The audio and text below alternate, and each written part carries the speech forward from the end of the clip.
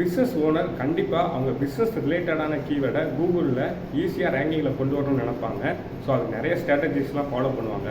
சில பேர் பார்த்தீங்கன்னா கூகுள் ஆட்ஸ் ரன் பண்ணுவாங்க. ஸோ கூகுள் ஆட்ஸ் ரன் பண்ணுறது ஓரளவுக்கு அவங்களுக்கு வந்து அமௌண்ட்டு பிஸ்னஸ் ஓனர்ஸுக்கு கொஞ்சம் அதிகமாக இருக்கும்போது கூகுள் ஆட்ஸு சூஸ் பண்ணுவாங்க. பட் ஸ்மால் லெவல் பிஸ்னஸ்ஸு இல்லை ஸ்டார்ட் அப்பில் பிஸ்னஸ் நீங்கள் ஸ்டார்ட் அப் பண்ணும்போது ஸோ நிறைய பேர் வந்து கூகுளுக்கு அமௌண்ட் எப்படி பேமெண்ட் பண்ணுறது, எப்படி நமக்கு வந்து வெப்சைட்டை கூகுள் எப்படி கொண்டு வருவாங்க அப்படின்ட்டு நிறைய பேருக்கு ஐடியா இல்லாமல் இருக்கும்.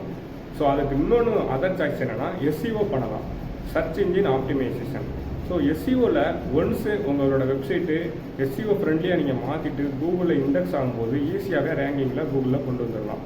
ஃபார் எக்ஸாம்பிள், ஒரு user best real estate builders in Chennai அப்படிங்கிற கீவேர்டை கூகுளில் சர்ச் பண்ணும்போது so top most real estate companies எல்லாமே வரும் ப்ராப்பராக ஆர்கானிக் வேலை.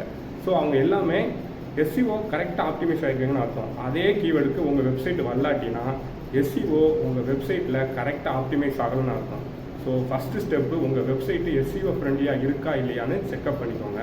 ஸோ எஸ்இஓவில் மோஸ்ட்லி 3 கேட்டகரிஸ் வந்து ரொம்பவே important. On page SEO, off page SEO, technical SEO. இந்த 3மே ப்ராப்பராக உங்கள் வெப்சைட்டில் இம்ப்ளிமெண்ட் பண்ணியிருக்கும் போது கூகுள் உங்கள் வெப்சைட்டுக்கு ஈஸியாக ரேங்கிங்கில் கொண்டு வந்துடலாம்.